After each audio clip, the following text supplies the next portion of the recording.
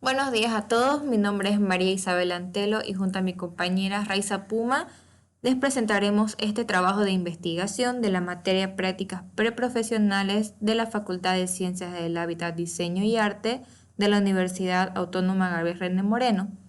Este trabajo consiste en la explicación de dos ítems, las cuales son el revestimiento exterior de fachada ventilada con placas laminadas compactadas de alta presión y molduras de poliuretano. En este índice se va a mostrar con una mejor estructura todos los puntos más importantes de esta investigación. El primer ítem a presentar es el revestimiento exterior de fachada ventilada. Ya. Para empezar, primero vamos a ver qué es una placa HPL. Esto es un material compuesto por varias capas laminadas celulosa impregnadas de resina fenólica, las cuales son sometidas a altas presiones y altas temperaturas durante su proceso de fabricación. El resultado de esto es un tablero de alta densidad y resistencia apto para una amplia variedad de uso en diferentes tipos de ambientes. Entre sus características que vamos a ver son los que presentan es resistente al agua, a la humedad y al vapor. También su mantenimiento es muy sencillo y puede limpiarse fácilmente para la desinfección. Es resistente a rayaduras y golpes, su superficie se presenta como no porosa, es higiénica y antibacteriana. Su instalación y montaje no requieren de mucho tiempo y es sencilla. Tiene una superficie que no presenta tóxicos, digamos. La gran gama de colores que ofrece es muy amplia y se pueden hacer combinaciones de diversos tipos. Entre las propiedades técnicas que se tiene de las placas HPL son las cualidades estéticas y atractivas, elevada fuerza mecánica, presentan una gran flexibilidad, tienen estabilidad dimensional, esto quiere decir que no se pandean y no se deforman. Tienen una gran durabilidad en el tiempo, se dice que tienen una durabilidad de 3 veces más que los materiales tradicionales. Tienen solidez del color, es decir que no pierden su coloración o su textura. Tienen buena resistencia química y resistencia a los efectos del agua, al vapor y al calor y al hielo. Es decir, que no, que no se alteran con los cambios climáticos o con el cambio de los climas, digamos. También tienen buena resistencia al fuego, es decir, que son inífugas, tienen cualidades higiénicas y propiedades antiestáticas, es decir, que no atraen polvo. Seguimos con la composición de esta placa. Estas placas HPL están hechas exclusivamente de material a base de celulosa, entre un 60 y 70%, y de resinas termoestables, entre 30 y 40%. Pueden tener acabados decorativos en uno o ambos lados. Estos laminados incluyen capas metálicas intercaladas al centro del panel, mientras que algunos tipos incluyen láminas de metal o contrachapados de madera como superficie decorativa. Los tipos de placas. En esta tabla podemos ver los distintos tipos de placas que existen de HPL. Por ejemplo, una unicolor es un laminado coloreado de manera homogénea en todo su grosor, que puede ser de 1,2 a 12 milímetros de espesor, o como por ejemplo la Silverland, es un laminado antibacteriano y bioestático que contiene iones de plata, que es muy usado en las aplicaciones como los hospitales por su alta característica antibacterial y muy utilizado en el tema de en las salas para operaciones. Sus aplicaciones, tanto en el interior como en el exterior, tienen múltiples aplicaciones. En el interior se lo utilizan como revestimiento de paredes y techos, y también se las puede utilizar como revestimiento de suelos, aunque este es un poco habitual. En el tema de la carpintería, las encontramos en puertas, persianas, divisiones, y en los mobiliarios pueden ser cajones, encimeras o también en los baños, cocinas y vestuarios. En el uso externo, como es de conocimiento, esta Este trabajo está basado en el revestimiento de fachadas, pero también se los utilizan en los cerramientos, vallas, persianas y en los mobiliarios externos como parques infantiles y bancos. Entre las ventajas y desventajas que presentan estas placas HPL, bueno, primero vamos a hablar de las ventajas, ¿no? Que es el ciclo de vida de los paneles fenólicos es superior a todos los materiales tradicionales. Es decir, que nos ofrece una calidad donde no va a perder la calidad durante unos 20 años por lo menos. También los paneles fenólicos, por tanto, no se deforman ni se deslaminan porque son resistentes al agua, al impacto y a los arañazos, ¿no? Dicen. Los paneles fenólicos no son porosos ni microbianos, lo que impide el crecimiento de bacterias, hongos y mohos. La reducción del gasto de energía eléctrica en las construcciones debido a las propiedades aislantes. Después de ver todo esto, hemos buscado, bueno, tiene muy poca, por no decir casi ninguna desventaja en el uso de estas placas HPL, aunque después de ver un poco más a fondo, la única desventaja es la utilización de la mano de obra, ¿no? Ya que al ser un material nuevo en tecnología, requiere una mano de obra calificada para lo que es su instalación, por la complejidad que tiene en las montantes o en los las distintas fijaciones de cerramientos que lleva. El siguiente punto es el sistema constructivo de estas placas. Como primer punto vamos a dar una explicación antes de la colocación de estos paneles.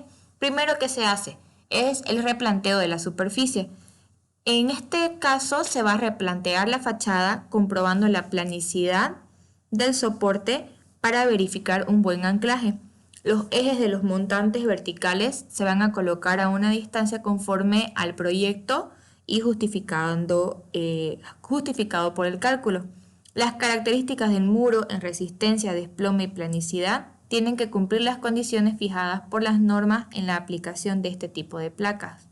En el tema de la verificación de ubicación de los puntos, tienen ciertas normativas mínimas para la colocación de estos paneles, por lo que se deberá tener una buena verificación según los planos y especificaciones técnicas, y luego se hará la marcación lineal en el cerramiento para una mejor visualización al momento de la perforación de los perfiles.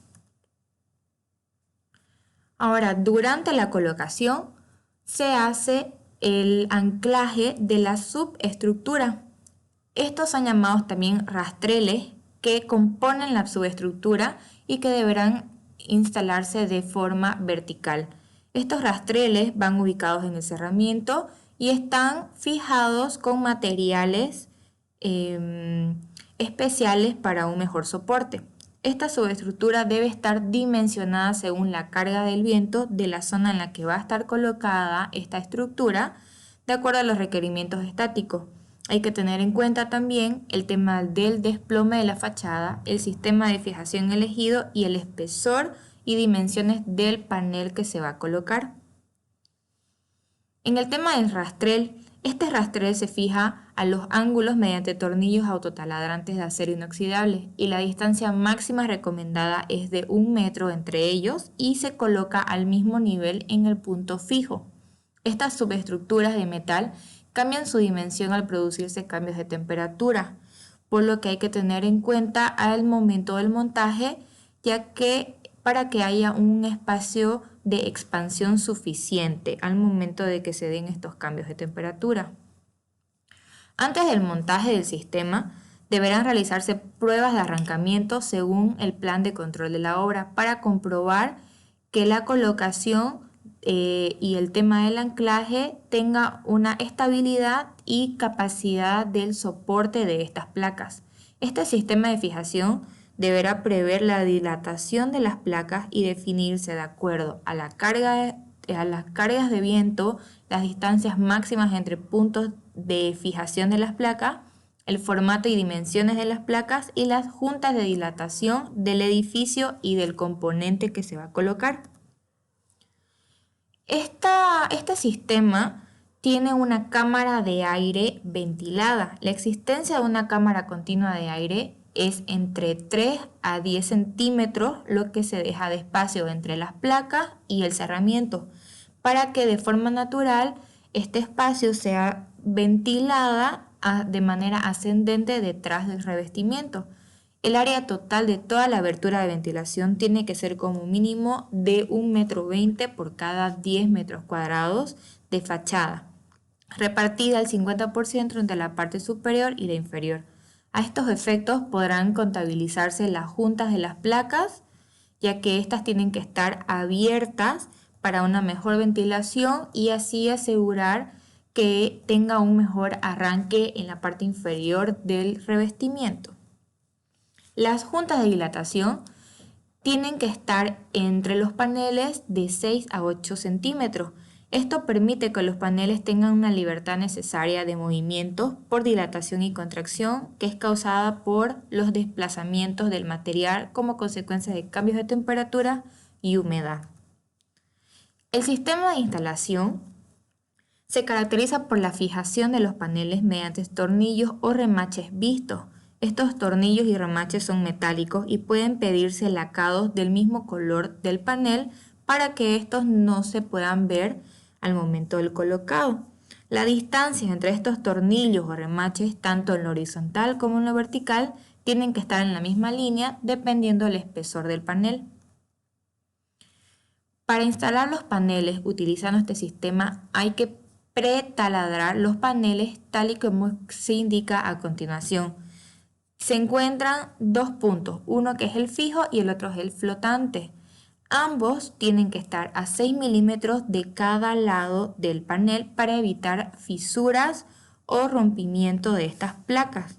Estos puntos tienen que estar ya perforados para que al momento de la colocación los tornillos o remaches entren de manera segura y coincidan con los que se han perforado con los perfiles en la subestructura. Luego se da la instalación de los paneles. Los paneles, una vez realizado ya el pretaladrado en ellos, estos se fijan en la subestructura utilizando los tornillos adecuados dependiendo del tipo de rastrel. Esta subestructura metálica tiene tornillos de cabeza cilíndrica, autorroscantes y autoperforantes, la cual tienen sus dimensiones establecidas para una mayor fijación. Hablemos sobre las holguras de los agujeros para los tornillos. Estas holguras permiten que el tablero se expanda y se contraiga libremente sin forzar en ningún momento al tornillo en sentido perpendicular al eje. Y ahora la colocación de los tapones. Estos tapones son los que se piden, en caso de que no quieran que se noten, se piden en el mismo color de las placas. ¿En qué consiste la colocación? Como ya tenemos primero la perforación, se inserta el tornillo y encima de ello se coloca una silicona elástica dejando por lo menos unos 2 milímetros de espesor para luego colocar el tapón y acomodarlo perfectamente. Para ello se recomienda golpearlo con un taco de madera y así evitar dañarlo. ¿Cuáles son los materiales que se han usado? Se utilizan el centrador SX, que es para asegurar la perpendicularidad del tornillo en el panel. Se utiliza un atornillador para fijar los tornillos al anclaje, tanto en el cerramiento como de las placas a los perfiles. Se utiliza un rastrel de acero o perfil L. Se utilizan ángulos de acero o perfil T, tornillos especiales lacados o sin lacar y las placas laminadas compactadas de alta presión. El detalle constructivo. Los ángulos se fijan con tornillos al cerramiento. El rastrel se fija a los ángulos mediante tornillos autotaladrantes de acero inoxidable. Los puntos de apoyo mínimos por paneles. Cada panel está apoyado en la máxima superficie de subestructura posible para todos sus sistemas de montaje. Estos paneles deben apoyarse como mínimo en 3 puntos, tanto en el sentido vertical como en el horizontal. Como vemos en la en el dibujo de la parte superior izquierda, esta es una placa con dimensiones estándares, como ser de 240 por 120. Podemos ver en la línea horizontal que tiene 5 apoyos y en la parte vertical que tiene 3 apoyos. Pero como habíamos dicho, existen también excepciones, como el tema de la imagen de abajo en la parte izquierda, que esta es una placa de 15 por 40 centímetros y por ser muy pequeña se necesita solamente 2 puntos de apoyo, pero tiene que tener una distancia máxima en la subestructura de 30 centímetros. Las distancias de los tornillos en las esquinas de los paneles deben estar entre los 20 a 40 milímetros del borde del panel para evitar cualquier ruptura o algún agrietamiento de estos. La recomendación de los tornillos para fijar los paneles a la hora de insertarlos es de vital importancia que este mismo esté centrado en el agujero y también que la cabeza de la fijación esté completamente paralela a la superficie del panel. Existen 2 puntos de fijación, los puntos flotantes y los puntos fijos. Los puntos fijos son los que se encuentran más cerca de los rastreles, por lo que se pide se haga un pretaladrado del tablero de 5,6 milímetros, y aquellos que son los puntos flotantes que están alejados de los bordes son los puntos flotantes y se requiere una perforación de 8,5 milímetros. El mantenimiento. El mantenimiento en estos tableros no es de mucha importancia porque no requieren tal mantenimiento con tanta regularidad. Por lo tanto, solo es necesario un paño húmedo con agua templada o detergente suave. En el tema de la limpieza, se recomienda siempre que se realice una prueba de limpieza en una pequeña zona del material para verificar la eficiencia del procedimiento y solo después proceder con la totalidad de la superficie. No existe ningún método de reparación para los paneles rayados o golpeados y la utilización de disolventes y productos de limpieza químicos debe realizarse respetando siempre las correspondientes reglas de seguridad. En el mantenimiento de esta superficie se pueden utilizar todo tipo de productos o desinfectantes, pero en esta siguiente tabla vamos a mostrarles algunos ejemplos de lo que podría pasar y con qué se podría limpiar. Por ejemplo, si es que llegan a mancharse con zumo de naranja, bebidas alcohólicas, té o café, se limpia con agua y con una esponja. O en el caso de pinturas oleosas, se utilizan unos disolventes especiales, las cuales se van a limpiar con un paño de algodón. Hasta aquí vendría la primera parte del ítem de revestimientos de placas HPL. Bueno, siguiendo con la segunda parte, que es el ítem número 2, tenemos lo que son las molduras de poliuretano, ¿ya? Para hacer un énfasis o una introducción, vamos a ver qué son las molduras a nivel general. ¿Qué son las molduras?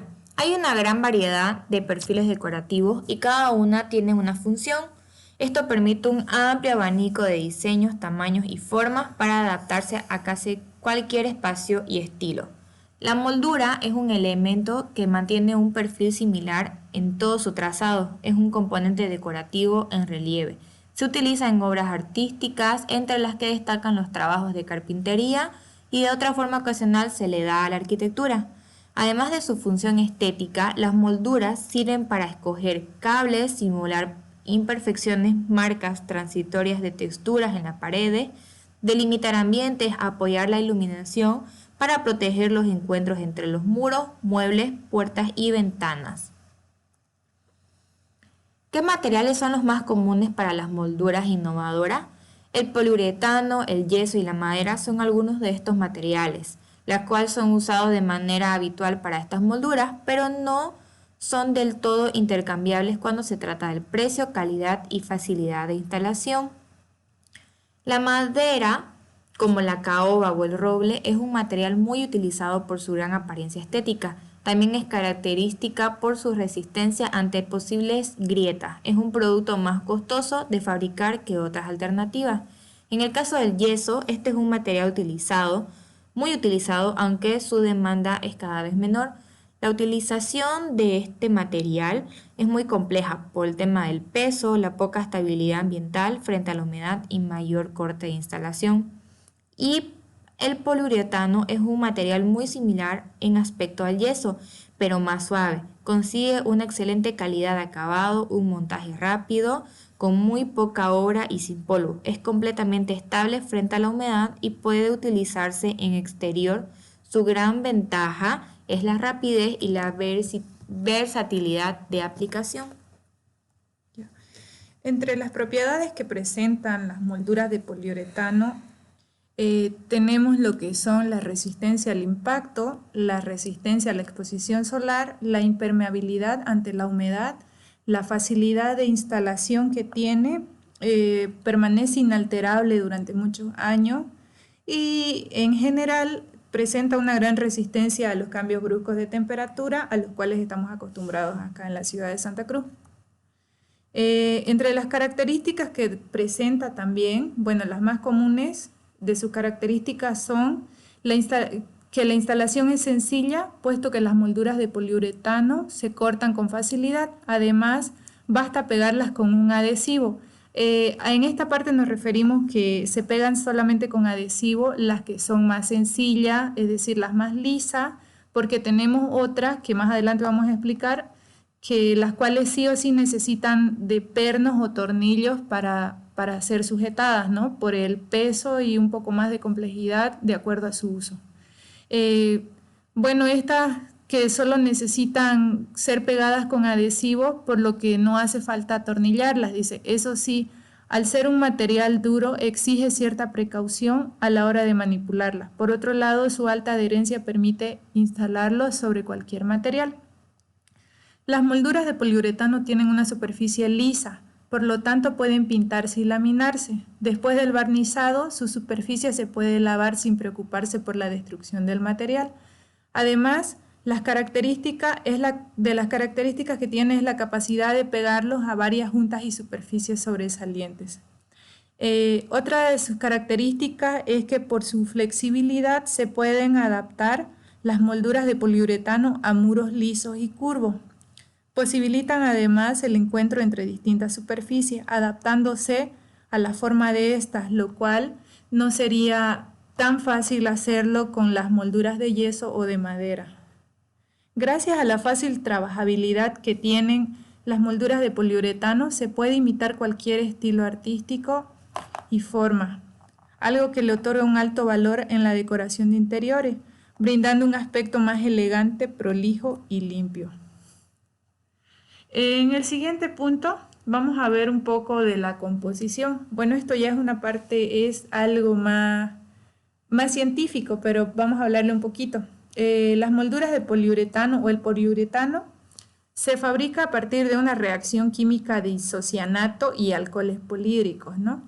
Estas pueden presentar propiedades termoplásticas, termoestables y elastoméricas. Los tipos de molduras que tenemos según su uso, bueno, las más conocidas son las rodapié o zócalo, las cuales son la transición entre el suelo y la pared. Su principal función es conseguir la nivelación de los basamentos de los edificios.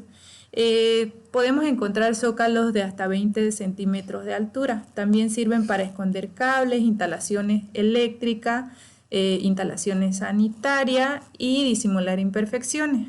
Después de eso tenemos las cornisas, las cuales se colocan en el techo y la pared y sirven para la transición, que además de la función decorativa también pueden tener la función práctica de disimular grietas y fisuras, esconder rieles de cortina y también esconder lo que son las luces indirectas que se pueden colocar. Después de esto tenemos las instalaciones de molduras entre techo y pared, las cuales sirven para crear marcos y adornos en el centro o a lo largo del borde del techo, para enmarcar espejos, pinturas y adornos.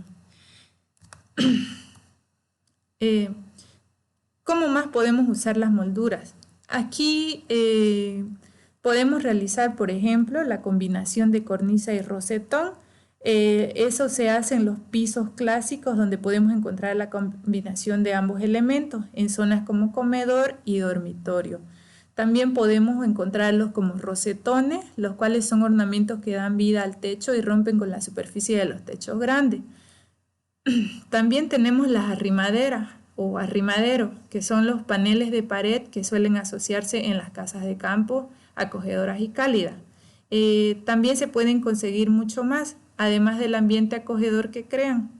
Y tenemos las ménsulas, que son detalles ornamentales que se colocan debajo de las vigas o combinados con las cornisas para crear una transición elegante y darle un aire clásico a la decoración. Entre las ventajas y desventajas que encontramos, bueno, primero vamos a hablarle de las ventajas, ¿no? Que son más. Una de sus grandes ventajas es la rapidez y versatilidad de la aplicación. Esta porque tiene fácil instalación, al ser un material ligero y fácil de manipular, cualquier persona puede hacerlo. Su instalación es sencilla y económica. Su adquisición de las mismas resulta más ventajosa en calidad y economía. Tiene mayor durabilidad en el tiempo, ya que al ser resistente a los diversos climas y al ser un material sintético puede durar hasta 3 veces más que los materiales tradicionales. Es ilimitada, tiene una ilimitada gama de diseño. Al ser un material muy moldeable, se puede realizar cualquier tipo de diseño a gusto y pedido del comitente. Su costo es menor que las molduras de madera o de yeso. Presenta una gran resistencia a la humedad. Al ser un material sintético, este carece de porosidad y ofrece una alta resistencia a la humedad tanto en exteriores como en interiores. Este material, al ser un nuevo en tecnología, bueno, no presenta casi ninguna desventaja, podríamos decir. Bueno, de hecho sí se encontró una que es de difícil reciclado. Dice que para ello necesita una gran inversión y un proceso muy largo, por lo cual es preferible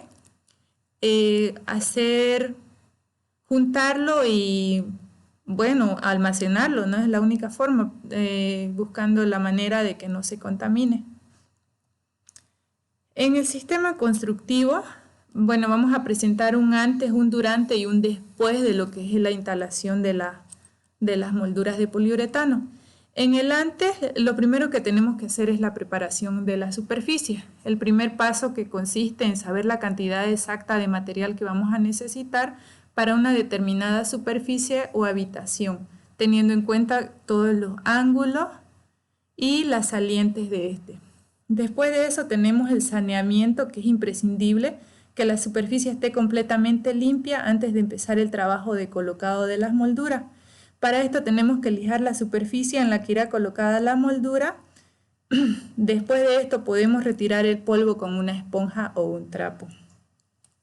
Para que las molduras queden bien alineadas, marcamos con un tiralínea la distancia exacta por la que la pieza de poliuretano va a estar centrada y por la que tienen que cubrir la superficie del techo, la pared o donde sea colocada. Después de esto tenemos la imprimación, que una vez que tengamos la zona marcada procedemos a aplicar una imprimación o procedemos a pintar la superficie para después esperar a que se seque completamente. En el durante tenemos que ver que es importante que las piezas que coloquemos sean las más largas posibles, pero siempre respetando un cierto equilibrio. Por ejemplo, aquí tenemos un ejemplo de una superficie de 230 centímetros. Es preferible colocar 2 piezas de 115 centímetros a que colocar 3 piezas, siendo 2 de 100 centímetros y una de 30. Únicamente se pueden o debemos colocar piezas cortas si van a quedar ocultas en algún elemento, como un armario, por ejemplo. En la colocación de las piezas, bueno, aquí vamos a comenzar siempre desde la esquina, ¿no? Las piezas que se encuentran en el mismo plano lo harán con un corte de 90 grados, mientras que las que se encuentran en esquina eh, bien sean rinconeras o cantoneras, irán cortadas en un inglete de 45 grados. Los cortes los haremos con una sierra de diente fino a fin de que el corte sea liso, sin trozos ni desprendimientos del material. Para colocar las molduras utilizamos adhesivo de montaje directo sobre el poliuretano, tanto en el perfil superior como en el inferior. La moldura debe ir pegada tanto en el techo como en la pared o en la superficie que ya definimos, ya sea zócalo, cornisa, rosetón o como esté de acuerdo a la especificación. Una vez que la pieza está cargada de masilla o pegamento, la pegaremos en su sitio presionando ligeramente para que el contacto de la superficie sea pleno. A continuación, retiramos el sobrante que haya con la ayuda de una espátula. Retiramos esta operación o repetimos esta operación hasta haber completado todo el perímetro. Después tenemos en el sistema constructivo el punto que es el relleno de la junta. Para que las molduras queden perfectamente integradas debemos sellar toda la junta, tanto entre piezas como de piezas entre piezas y las paredes o el techo, con una pasta rellenadora flexible o masilla, como se la conoce comúnmente, la cual lo debemos aplicar con el dedo en la junta entre piezas o con una espátula a lo largo del borde superior e inferior, o bien una masilla en spray que es de muy fácil aplicación. Después de haber colocado ya las molduras, procedemos al pintado. Para pintar las molduras aplicaremos 2 manos de pintura plástica flexible en todas sus fases de aplicación, compatibles con el poliuretano. Con la moldura colocada y pintada, con una primera mano ya podemos escoger el aspecto final que le vamos a dar a la moldura, ya sea que la dejemos de un mismo color de la pared o que comúnmente se las deja en un color blanco.